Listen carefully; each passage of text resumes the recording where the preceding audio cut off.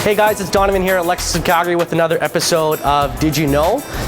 Today's tip of the week, I've had a couple people ask me, why does my car automatically brake for no reason at all and giving me no notice? Well, today we're going to talk about two things, the pre-collision system and the rear cross traffic alert. The pre-collision system, as we see here on this 2019 RC300, is equipped on all Lexus models. The pre-collision system, as the car is getting too close to something, whether it be a pedestrian or an object, will brake for you when needed. The rear cross traffic alert, which is equipped on almost all Lexus models depending on the trim package, will automatically brake for you when you're reversing and it senses a pedestrian or object behind the vehicle for your own safety, just in case something's going on and you're not paying attention.